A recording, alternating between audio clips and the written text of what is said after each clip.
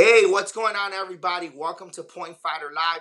I'm Alex Reyes, and we're gonna have a great show. Sport Karate Live. We're gonna have two awesome guests: Elijah Everill, Isabella Caracta. They were winners at the U.S. Open this past weekend, and this is a U.S. Open post show. But we're also gonna get into just sport karate, and let us know where you're watching from. Thanks for joining us. You're getting that notification right now. Let us know where you're watching from. And thanks for tuning in. It's Friday right now. I'm about to share it as well. I just got the notification. Give us a share. Give us some power. Hey, and if you know a good event out there that should be Point Fighter approved, talk to the promoter. Have them contact me, right? Because that's what it's all about. Showcasing the top stars at the top tournaments. All right, well, I'm about to share it right now. Thanks for tuning in. Live show, and I'm about to share it everywhere. And boom, boom, boom. We're worldwide. Elijah is from England, which is part of the UK, and of course Isabella's from the United States. I think she was born here, right? But she's been around a long time. Elijah was kind of like an up and comer, just like a year ago or 2 years ago, right? And now he's like a full blown star already, winning tournaments all over in England and in Europe, and coming over here and being very successful. All right, so we're not going to keep them waiting too long. I just want to bring up some of the sponsors. Today actually starts the Hit Internationals. We got 2 Point Fighter approved events. Hit Internationals and Jasmine Friedman and Hope Hamilton are part of that. They do set fights. The tournament starts today, and then tomorrow, and then at night, they do something pretty cool. They do the set fights. They got a bunch of set fights. They also have Zain Pedraza versus Brian Rodriguez, a bunch of junior matches. Hakeem Walker's in the card. They got people from all over in it. So it's a pretty cool tournament. And then also Saturday, right, is the Ultimate Warrior Challenge, which is in Michigan. And Avery's gonna be there. All those other people from Canadians, like people from all over. We're gonna have streams at both tournaments. So make sure you guys tune into Point Fighter Live this weekend. And all right, so sponsors. All right, so one of the sponsors, Top 10 Fighters Inc. They're actually doing a giveaway. I have the details on the page, Point Fighter Live. You can win these gloves right here. They're like khaki and black, almost like a gold color. Pretty cool. All you have to do is follow the steps on the Point Fighter Live page. You share the post, like the Fighters Inc. page, and I think there's one more thing you have to do, right? But check it out there. And thanks to Fighters Inc. and Top 10 for sponsoring the show on Point Fighter. All right, another sponsor of the show is Doris Brothers. They had awesome awards at the tournament, at the U.S. Open. Those big heavy medals, and they were square. They were like cool shape. They were squares, really nice. Godfather of awards, Doris Brothers. You need trophies, awards, rings, anything. He also sponsors the power rings, right? It's those cool power rings that we have now. He sponsored those. So thanks to Don Doris. And then we have ASG as well. ASG's been with me since the beginning, before Point Fighter. All right, so make sure you support. Jason Chen believed in me from the beginning. Make sure you support him. And how about Ross Levine? He just won the U.S. Open. You could get the turbo gear. That's something pretty cool that he does. He has signature gear for top athletes, and Ross is one of them. You guys could get that. And talking about Ross just won it at the Glory, right? So congrats to Ross on winning. What's going on, guys? Power, thanks for tuning in. Yes, sir. Ross with that 30-second KO. I like how he did the fake, too. And if you guys saw, he posted a picture the other day of him throwing in the same corner where he knocked the guy out with the kick. He's throwing like that same kind of kick that he threw to the guy, right, almost in the same exact spot while he was warming up. So it's crazy how he like planned it all out, and he's gonna have a lot of success like that. He's really very technical. All right, well, let's not keep these guys waiting any longer. The U.S. Open for me was great. it was a big, very big tournament. And of course, they tried different things. Thursday was with the team stuff, then Friday off forms, right? And then Saturday was off fighting. So, let us know the feedback that you guys have on that, because I believe they're gonna do that next year. Now, the 3 days, right? You'll say, wow, they needed, the 3 days, but it was really packed. I could see why they did it on Thursday, started on Thursday, because it was super packed in there. Both Saturday and Friday was super packed. All right, like I saw the 6 and 7-year-old beginner division had like 50 people. That's insane. All right, okay, so let's get this. Hey, we got Tijuana, Mexico. Woo! Tijuana, nice, worldwide. All right, let's bring them in now. Isabella and Elijah. Here we go. Hey guys. Hi. Hey, what's going on? How you guys doing? Good? All good, thank you, Alex. Yeah, great. Awesome. Welcome to Point Fighter. Hey guys, so congratulations on your wins at the U.S. Open. You guys fought awesome. And for Isabella, you actually do a bunch of divisions, right? Yeah, I do seven divisions, all forms, weapons, and fighting. Ooh. 7 divisions? Wow. Mm-hmm. That's a lot of divisions right there. That's a lot. Wow, that's a lot. How do you do all that? Like, how do you mentally prepare for that? Because you've been doing 7 divisions for a long time too, right? Yeah, I think when I was younger, I used to do 10.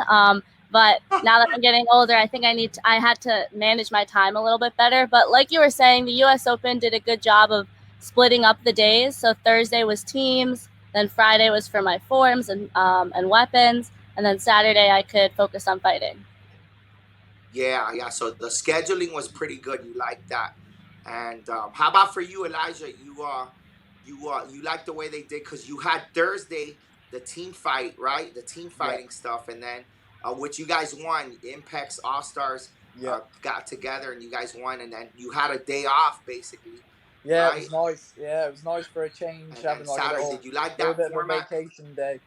Yeah, so Thursday Yeah, it was was a good. vacation day. Yeah. For Thursday was good, doing teams in the afternoon, and then Friday was just nice to just chill out and then just rest up, get ready for Saturday, ready for the madness that's the US Open.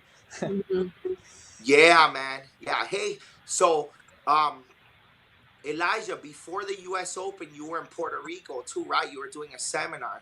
Yeah, I was there doing seminars, yeah. That was good. How was it? It was your first time over there, over here, out here in Puerto Rico? It was my first time in Puerto Rico, and I can honestly say it's probably one of my favorite places I've ever been to. I had such a good time there.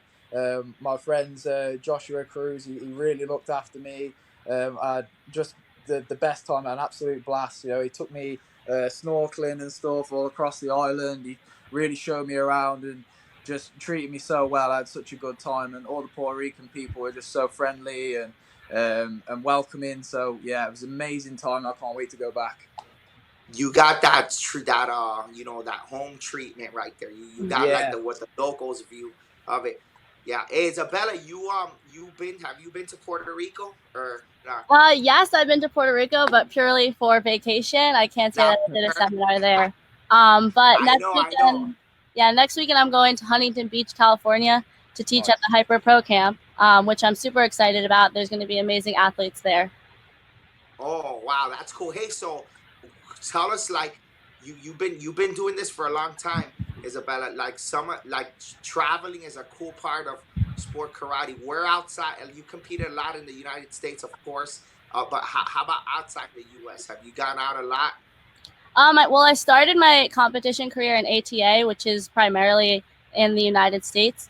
And I now compete on NASCA, so I really haven't been able to sort of go to that many outside countries, which is something that I definitely would like to do in the future. Yeah, that's one of your goals right there, for sure. That's cool. So you started out with ATA. I didn't know that. That's pretty cool. I did, yeah. That's pretty cool. There's some good ATA champions that have crossed over and done well into NASCA, right? Yes, definitely. There's starting to be like more people, because sometimes people talk about ATA, but it's getting better and better, right? Like their competition, their tournaments, and stuff are getting better. How you now in the ATA? Did you compete at the national level too?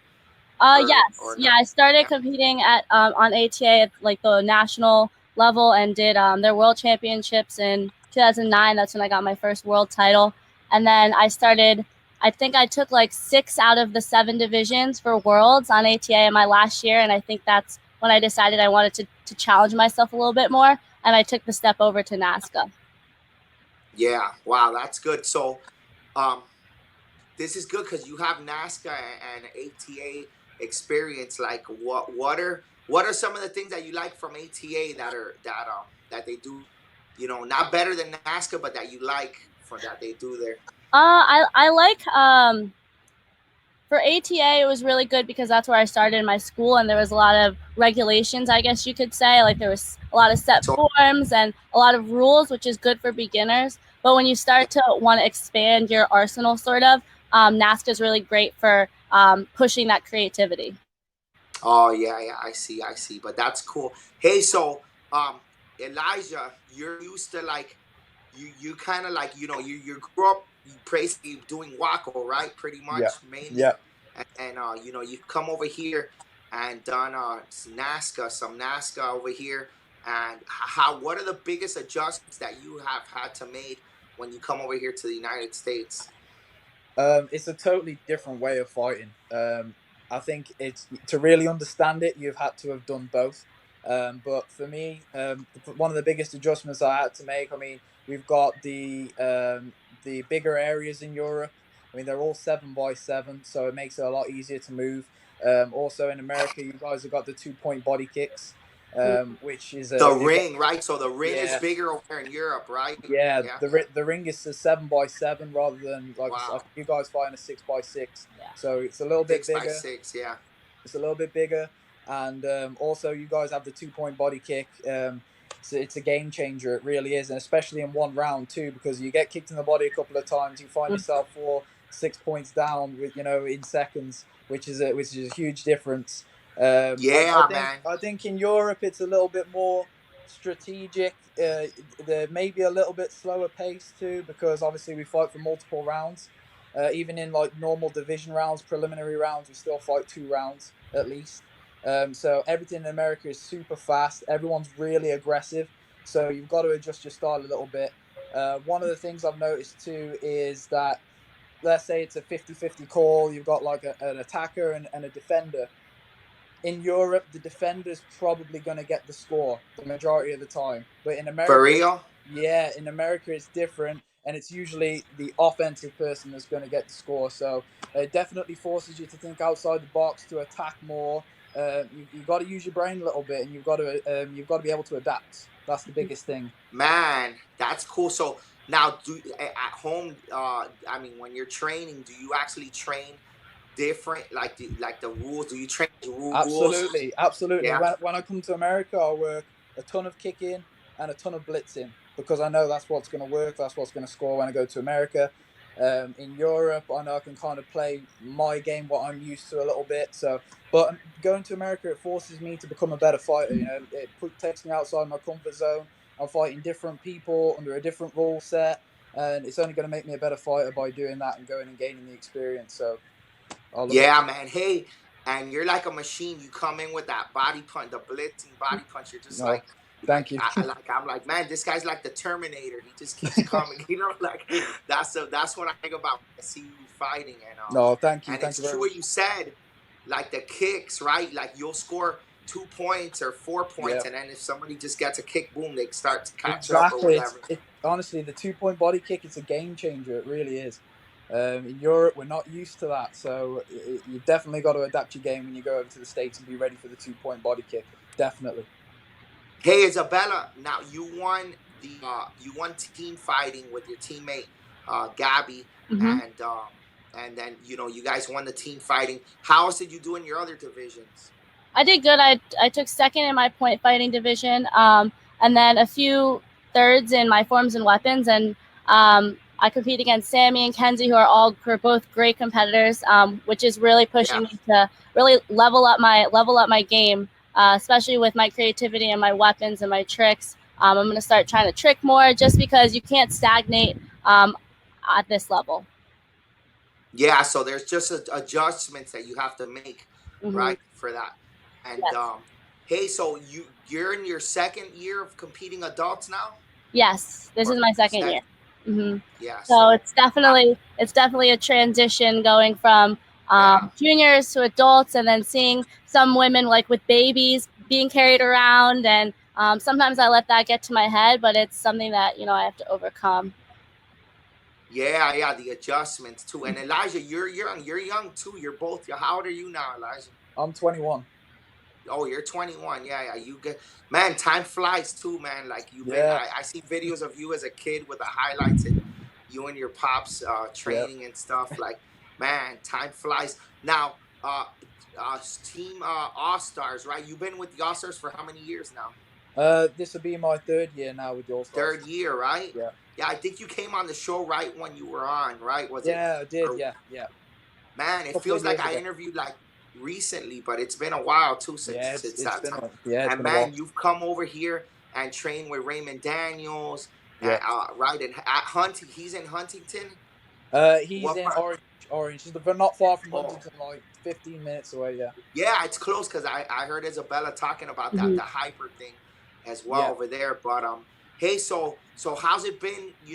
Not before when you first got on the team, you were like the young guy, the pretty much the rookie, and like now you've been on the team for a few years, and you're probably like the team is great, but you have to be up there now with especially with Raymond retiring, Trevor, like you're up there as if you think about the All Stars, you're kind of like one of the top fighters on that team. The young guns, but Yeah. us like one of the top ones. How's it been so far being on the team? Oh, it's honestly like getting on the team at first. It was a dream come true.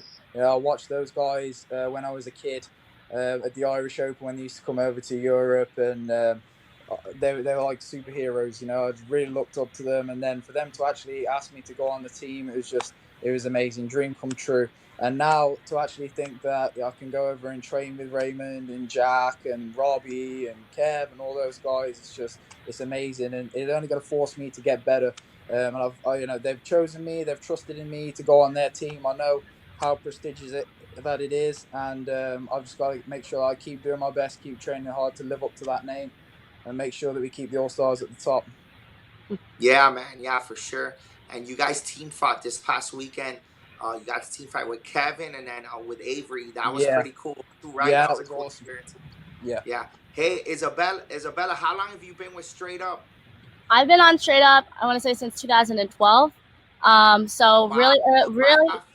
really early into my NASCAR career, I got picked up by Mr. G. That was when, I don't know if you probably remember, but it was G-Force and Straight Up, and G-Force was like the Forums team, and Yeah. Straight Up was more fighting, but we sort of merged those two. And it's been interesting to see throughout time, we've become like a very much fighting team. Which is cool, especially because I do both, and it's cool. It's great to be like surrounded by all these kids who I've become friends with, Bailey, Gabby, Brandon, all awesome people. Yeah, the team is stacked with awesome talent Yeah, too. Like Bailey, but you got Yusuf coming up. There's a lot of good up and comers yeah. coming up as well. And how about Brandon Bayou? The other day I was talking about underrated, right? And he's one of those underrated guys. Like you guys got talent everywhere, forms, weapons, fighting, We and do. everywhere right there. Brandon So Brandon fought really well in teams at the U.S. Open. Our whole team fought really great, and I know Kaya, who's also on Straight Up. He just made Team USA for karate. Like, it's just awesome to have people in different aspects of sport karate just killing it. yeah, for real, for real. Hey, Elijah. So you won the open weight and you won the team fighting, right? Yeah. Yeah. At the event, and yeah, that's a great those are great stats at the tournament. There was a lot of competitors there. Um, Now I know that you're really active also in Europe, right? And you fight Roman a lot. I've seen you Yeah. fight Roman a lot right now. He's considered one of the top fighters, and you match up really well with him. I Yeah. seen some videos that you guys beat each other quite a bit. Um, who else is out there in Europe? We know that Tomas and Laszlo, they don't really compete too much out there anymore, right? They only Hmm. come over here. But who's out there in Europe that's kind of like up and coming in the era, maybe in your area or just everywhere in Europe? Well, I wouldn't say these guys are up and coming, but they're already at the top in Europe. But the guys that I fight a lot and seem to fight against all the time in open weights and stuff. I've had a lot of fights with Tolly Kushner from Germany this year. Roland Varese is a top guy who I've had many fights with over the years since I was a kid. Oh yeah, Davide Colla as well from Italy. He's a great fighter. Really like his style. He's always amazing to watch. Those are just a couple of the guys that come to mind when we're talking about the top guys in Europe. But there's a lot of talent out there, definitely. man, there's so much talent over there, and it's different. It's different over there than here because, like, over here you can make you could be on Team USA, right, for the worlds, right, for you compete, but then over there, like, you compete for your country mostly, right, but then there's not a lot of sponsored like national teams like over here, like you have Yeah, All Stars and Straight Up, yeah. TV. It works a little bit differently. We have our WACO. Obviously, WACO is in Europe is like NASCAR to you guys. It's the top. Yeah, It's the top place to fight.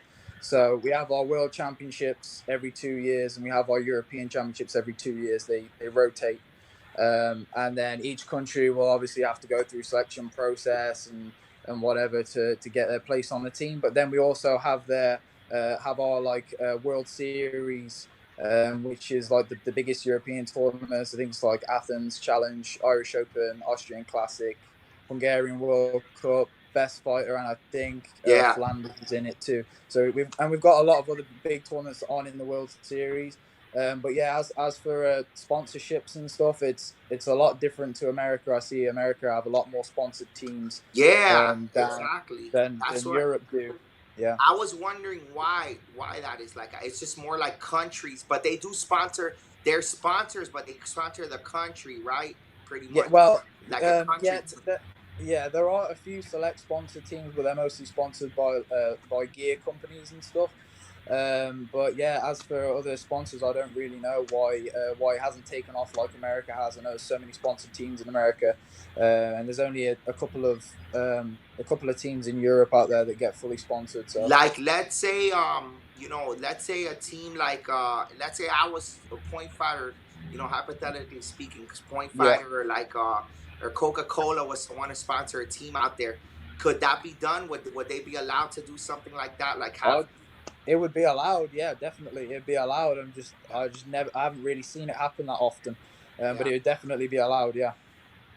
Yeah, that's pretty interesting, for sure. That's pretty interesting. Now, Isabella, the hype. Let's go back to the hyper. You've been with hyper for a few years too, right? Or how long? Yes. How long with that? I've been with them for a long time. I know one of the owners from ATA. He used to have an ATA school, and I taught at the Hyper Pro Camp in 2017, and I'm back this year, and I'm super excited to be teaching weapons, forms, and tricking.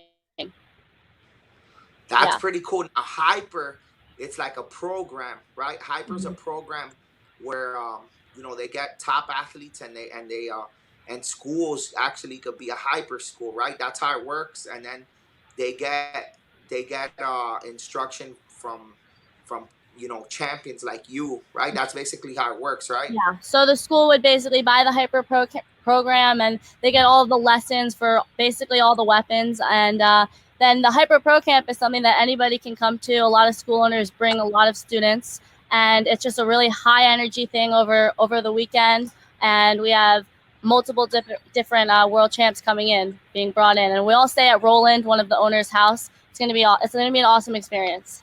That's awesome. Hey, now let's get into a hot topic lately that we've been talking a lot. Prize money, right?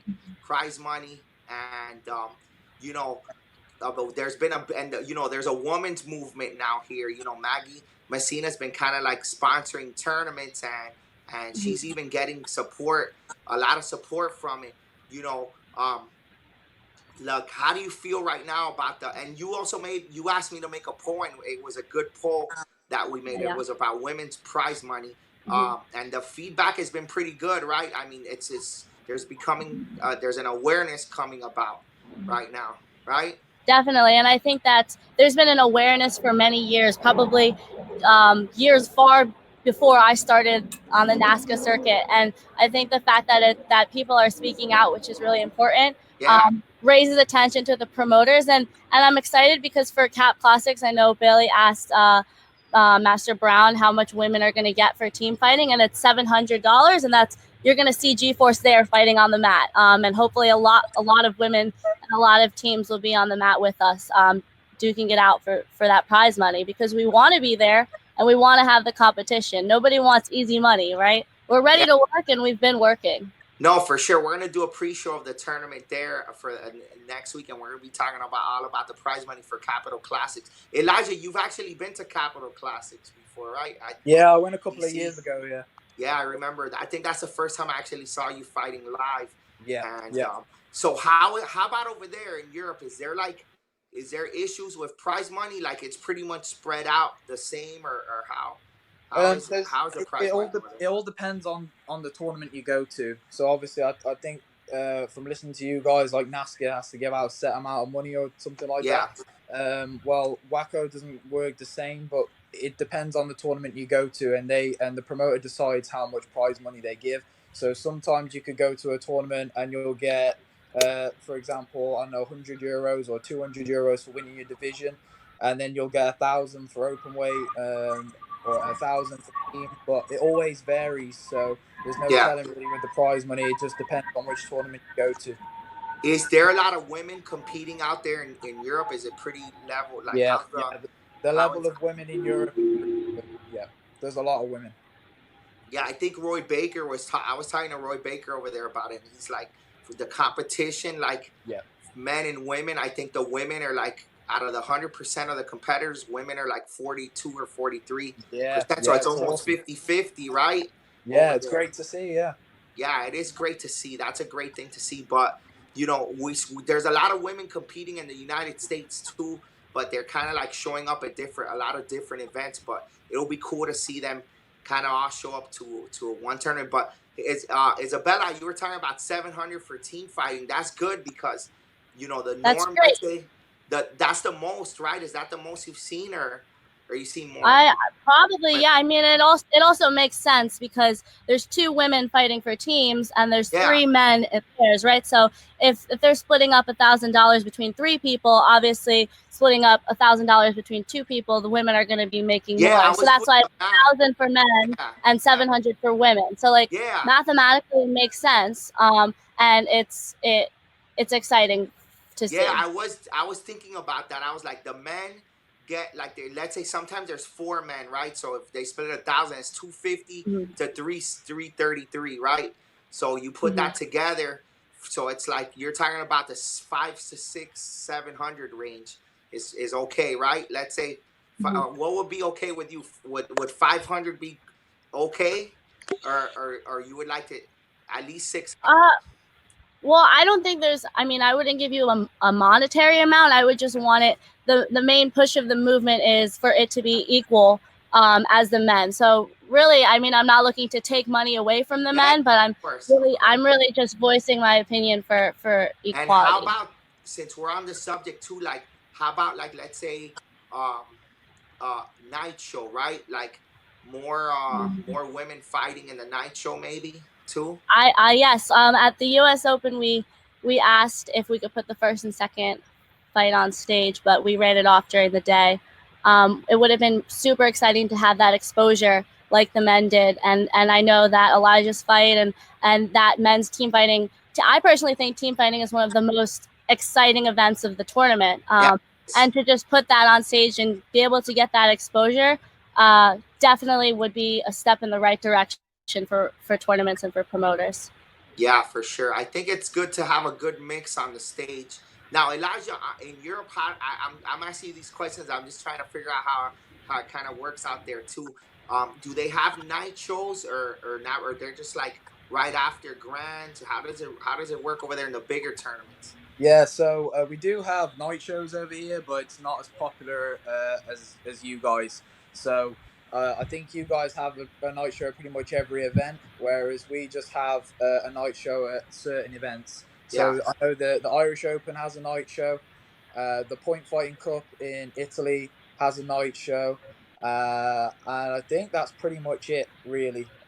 Some tournaments do it sometimes, but then most of the time we don't really have night shows. So it's Yeah. always Hey, nice to go to the States and compete on a night show is always really cool.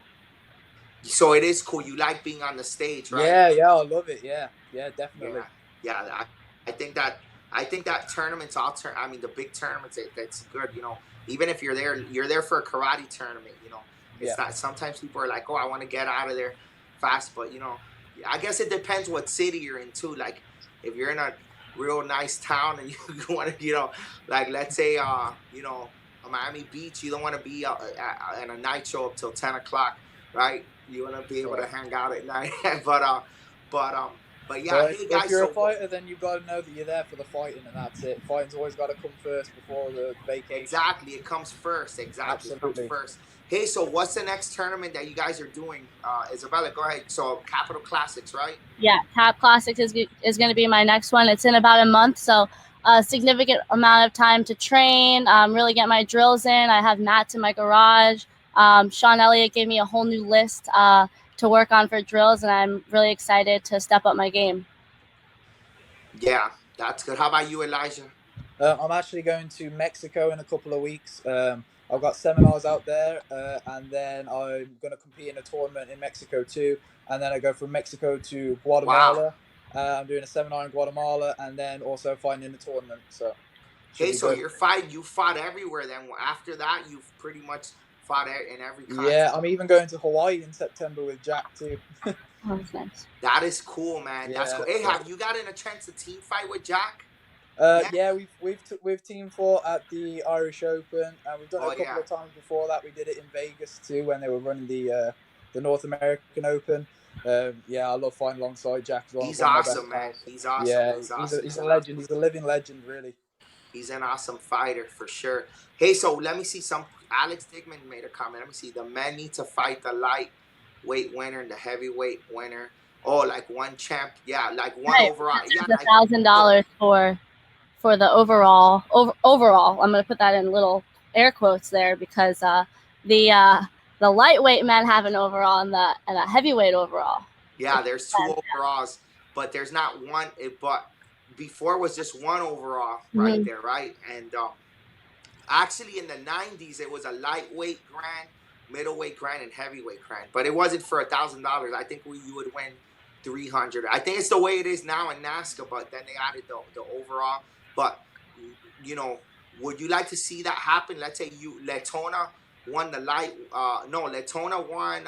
He won the open weight. So open weight is kind of like the overall sometimes, right?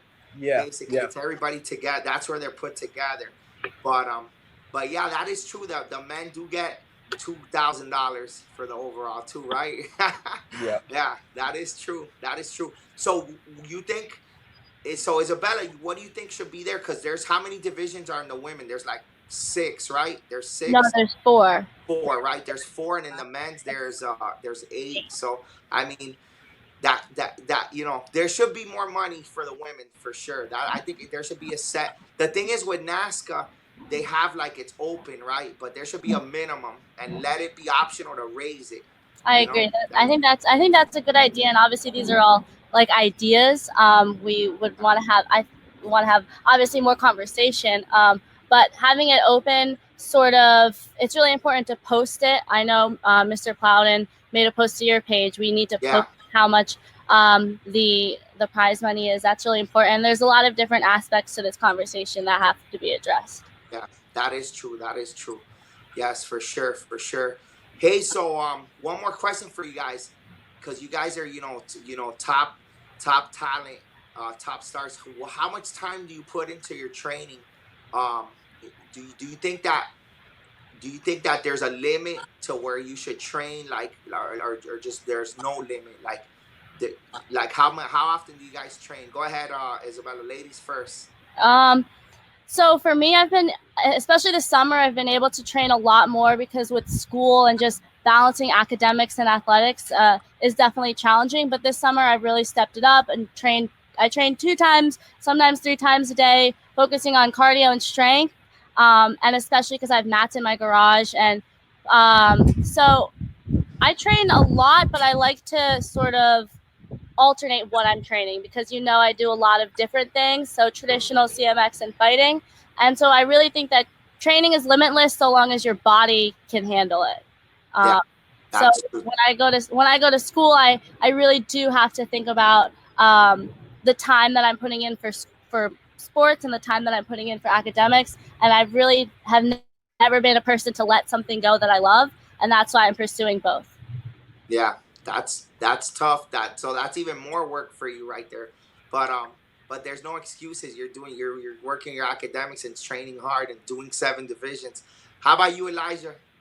Yeah, for me, I'm usually training twice a day, Monday to Friday, and then Saturday I'll definitely be doing something, whether it be a run or whether it'll be something like that. I'll play football and soccer for you guys, and then I also do jiu-jitsu. I train in Brazilian jiu-jitsu, Cool. so I train in that twice a week also.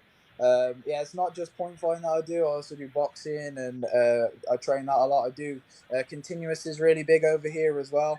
Yeah. So I'm always competing continuous. So I train that as much as possible. So yeah, usually 2 times a day, most of the time, and yeah, that's You usually have any me. you have any goals to do any MMA or anything like that? Get into full contact. Definitely full contact. I definitely want to be doing some full contacts in the near future. MMA, you never know. I've definitely got to up my ground game skills. Yeah, yeah, for sure. I'm a blue belt in Brazilian Jiu Jitsu at the moment, but I don't feel like I'm ready for the MMA game yet. So I really want to get that up to a good standard before I think about jumping into the cage anytime soon. But full contact kickboxing is something I definitely love to do. I've got Yeah. experience in boxing already, and with my continuous and my point fighting skills, I definitely love to enter the ring one of these days. Yeah, for sure. I was thinking about like the training, right? And like sometimes, um, sport karate is different than other fighting. A lot of other fighting, Yeah, like kickboxing or whatever, boxing, whatever MMA. Because a lot of times in MMA, like those other sport or combat sports, they kind of have like a training camp. Like they have like 8 weeks or whatever, or yeah, 10 weeks. But because they fight a few times a year, right? right, But in karate, it's like you'll be fighting every weekend, so it's like it's totally different. yeah, And I guess the recovery too, right? It's crazy how our bodies adapt, right? To like yeah, just keep going and keep going and keep going, right? Because if you tell a boxer like that's boxing like every 3 or 4 months or whatever, 5 6 months to do the training that we do and no have not that time off too much, right? They'll be like, "Whoa, what are you talking about?" Right now, yeah, do exactly. you guys ever take a break? Like, let's say you take 1 week off where you don't do anything, like after a tournament or a few days off. Do you do that? I'd probably take like 2 days. I would never take weeks. A week is pretty long for me. Just because like my body, I feel I hate being like a couch potato. But yeah, I don't really take that long of breaks. Even like when I'm on vacation, I always get like a workout in. Yeah, that's true. Hey, and do you guys like comparing it? Now that I'm comparing it to other comments, do you guys have to like, and you have to weigh in still like other sports? Do you guys cut weight at all, or do you have like a specific diet? Like, do you have to cut weight? Elijah I guess you can go Uh, first. I don't actually cut weight at all. I just fight my natural fighting You weight. fight what you work for. Yeah, I just fight what I am. Last year I was fighting in minus 69 kg division, which is it's around 149 pounds ish, I think. Yeah, I was fighting in that division, to be honest, I could be fighting that now, but I just feel more comfortable in the weight above, which is minus 74. I feel fresher. I feel like I got more energy. I feel like I can train more effectively at my natural weight rather than having to worry about dropping weight for tournaments. I have done it in the past, but I definitely prefer it when it's something that I don't have to worry about. I don't have to stress or think about cutting weight. I can just fully focus on my training and what I've got to do.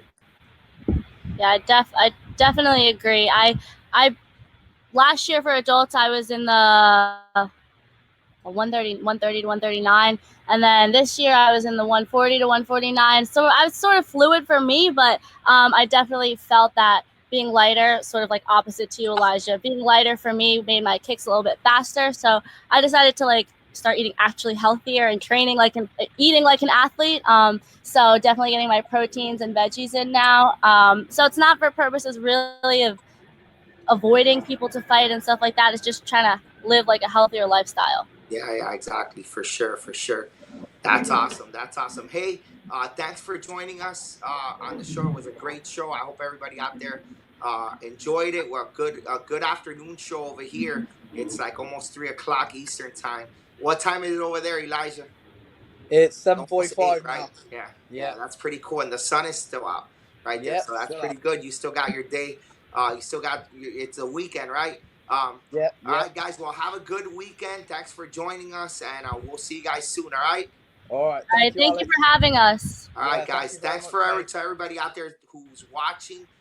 Make sure you share it, follow the page, and power, baby. Woo! Power.